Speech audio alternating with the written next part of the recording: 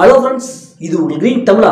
இன்னைக்கு நம்ம மூவி ரிவ்யூல Koose Munisamy Veerappan web series review தான் பார்க்க போறோம். இந்த சீரிஸோட ரிவ்யூ போடுற மாதிரி நம்ம சேனல் சப்ஸ்கிரைப் பண்ணி உங்க ஃப்ரெண்ட்ஸ் அண்ட் சப்போர்ட் பண்ணுங்க. கூஸ் முனுசாமி வீரப்பன் 2023ல ஜி5ல தமிழ்ல வெளியான ஒரு டாக்குமெண்ட்ரி வெப் சீரிஸ். இந்த வெப் சீரிஸோட கதை என்னன்னா, சந்தன கடத்தல் வீரப்பன் பத்தி எல்லாத்துக்குமே தெரியும். இவருடைய சகாப்தம் 1990வது வருஷத்துலேருந்து 95வது வருஷம் வரைக்கும் சும்மா பயங்கரமா இருந்த காலகட்டம்.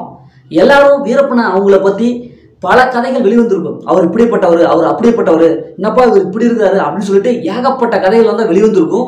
ஆனா முதலா அவரே அவருடைய வாக்குமூலத்தை அடிப்படையாக கொண்டு இந்த சீரியஸ் வந்து உருவாக்கப்படுது. நக்கீரன் பத்திரிகையாளர் சந்தன கடத்தல் வீரப்பன் அவங்களுக்கு வந்து ஒரு இன்டர்வியூ ஒன்று பண்ணியிருந்தாரு. அந்த இன்டர்வியூடைய காட்சிகளை அடிப்படையாக கொண்டு இந்த வெப் சீரிஸ் வந்து உருவாக்கப்பட்டிருக்கு. வீரப்பன் அவங்க சின்ன வயசுல எப்படி இருந்தாரு, எப்படி இந்த சந்தன மர கடத்தல ஈடுபட்டாரு, அவருடைய மக்களுக்கு என்னவெல்லாம் பிரச்சனை இருந்தது, குறிப்பா அவருக்கு எந்த மாதிரி பிரச்சனை இருந்தது, எந்த மாதிரியான அநியாயங்கள் அவருக்கு வந்து ஏற்பட்டது, அவருடைய தரப்புல இருந்து அவருடைய நியாயங்கள் எப்படிப்பட்டதா இருந்தது, வாழ்ந்த காலத்துல அவரு மக்களுக்காக என்னவெல்லாம் செஞ்சிருக்காரு, என்னவெல்லாம் செஞ்சிருந்தாரு, உள்ளபடியா ஒரு நடுநிலையான ஒரு வெப் சீரிஸா இது வந்து வெளிவந்திருக்கு. சீசன் ஃபர்ஸ்ட் ஒன்று பார்த்தா வெளியிட்டிருக்காங்க. இன்னும் சீசன் 2க்கான லீடு கொடுத்துருக்காங்க. இப்போ அந்த வெப்சீரிஸோடைய பாசிட்டிவ் பார்த்தலாம். இந்த வெப்சீரிஸ் பார்க்கும்போது அங்கங்கே அப்படியே உண்மை சம்பவங்களை அப்படியே அடிப்படையாக கொண்டு எடுக்கப்பட்டது. குறிப்பாக இதில் சந்தன கடத்தல் வீரப்பன் அவங்களுடைய வசனங்கள் வருது.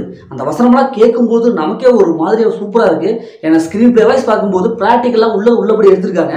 அதனால் எந்த இடத்துலையும் நமக்கு வந்து பார்க்கறதுக்கு சலிப்பு ஏற்படுத்தலை. வீரப்பன் அவங்க மக்களுக்கெல்லாம் என்னெல்லாம் செஞ்சுருக்காங்க.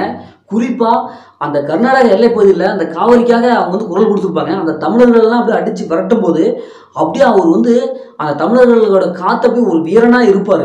அந்த சீன்ஸ்லாம் செம்மையாக இருக்கு. சாதாரண ஒரு பாதுகாவலராக இருந்தார், ஒரு காட்டுக்கு ஒரு பாதுகாவலராக இருந்தார். அவரை எப்படி இது மாதிரியான ஒரு வன்முறையாளராக யார் மாற்றினாங்க, அந்த காலகட்டங்களில் எப்படிலாம் அரசியல் களம் இருந்தது, அரசியல் சூழ்ச்சியால் அவர் எப்படி இப்படி மாறினார் அப்படிங்கிறத ஃபஸ்ட்டு 3 எபிசோடில் செம்மையாக சொல்லியிருப்பாங்க. இடையில ஒரு 2 எபிசோடு வரும். அந்த 2 எபிசோடு சும்மா தரமாக இருக்கும். ஏன்னா மலைவாழ் மக்களிடம் அந்த 2 எபிசோடில் கடுமையாக பாதிக்கப்பட்டிருப்பாங்க. அப்படி பார்க்கும்போது நமக்கே கண்ணில் தண்ணி வரும். உண்மையிலேயே இந்த அளவுக்கு மக்கள் வந்து கொடுமையாக அனுபவிச்சிருக்காங்களா அப்படிங்கிற அளவுக்கு நம்மளை அப்படியே பயங்கரமாக கனெக்ட் பண்ணும். அந்த அளவுக்கு இந்த எபிசோடு அந்த இடைப்பட்ட ஒரு எபிசோடு வந்துருக்கும். செம்ம தரமாக ஒரு தரமான சம்பவமாக இருக்கும். கண்டிப்பாக இந்த எபிசோடுனால ஏதாவது ஒரு ஃப்யூச்சரில் ஏதாவது ஒரு பிரச்சனைகள் வரலாம். ஏன்னா பலதரப்பட்ட பிரச்சனைகளாக இருக்கலாம். அப்படிங்கிற அளவுக்கு நம்மளுக்கு யோசிக்க வைக்குது. எப்படா இப்படி உள்ளபடி சொல்லியிருக்காங்களே, ஏதாவது பிரச்சனைகள் வந்துச்சுன்னா அப்படிங்கிற அளவுக்கு தான் இருக்குது. இன்னும் நிறைய வசனங்கள் அப்படியே மியூட் செய்யப்பட்டிருக்கு. ஏன்னா அதெல்லாம் வந்து வெளியிட்டாங்கன்னா அந்த வசனம்லாம் அப்படியே வந்ததுன்னா, ஏன்னா இது வந்து உண்மை சம்பவத்தை அடிப்படையாக கொண்ட ஒரு வெப் சீரிஸ், அந்த வசனம்லாம் வந்ததுன்னா கண்டிப்பாக ஒரு அரசியல் பாதிப்பு ஏற்படலாம் அப்படிங்கிற சொல்லிட்டு அவங்கள வந்து மியூட் பண்ணிட்டாங்க. ஏன்னா வெப் சீரிஸ் பொதுவாக வந்து சென்சாரில் இல்லை, இருந்தாலும் அந்த வெப் சீரிஸ் குழுவே அந்த வசனங்களை மியூட் பண்ணியிருக்காங்க.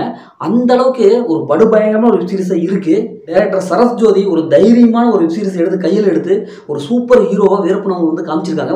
உள்ளபடி காமிச்சிருக்காங்க. அவங்களுக்கு ஒரு ஹேண்ட்ஸம். சதீஷ் ரகுநாதன் அவங்களுடைய பியூஜியம் மியூசிக் சூப்பராக இருக்குது. ஏன்னா அந்த வீரப்பரை வர்ற சீன்ஸ்லாம் சும்மா கெத்தாக வராது. அந்த சீன்ஸ்லாம் ஒரு பியூஜியம் பண்ணியிருப்போம். அப்படி சும்மா தரமாக இருக்கும். இப்படி தரமான நிறைய சம்பவங்களில் இந்த எபிசோடை நம்ம பார்க்கலாம். பொதுவாக இது மாதிரியான வெப் சீரிஸ்னாவே நமக்கு ஒரு சலிப்பு ஏற்படுத்தும். என்னடா இது இப்படி எடுத்து வச்சுக்கலாம்டா. ஆனால் இது ஒரு டாக்குமெண்ட்ரி, அதாவது ஒரு டாக்குமெண்ட்ரி வெப் சீரிஸ் அளவுக்கு சொல்ல முடியல. ஏன்னா அந்தளவுக்கு ஸ்க்ரீன் பிளே படு ஸ்பீடாகவும் படு சூப்பராகவும் இருக்குது.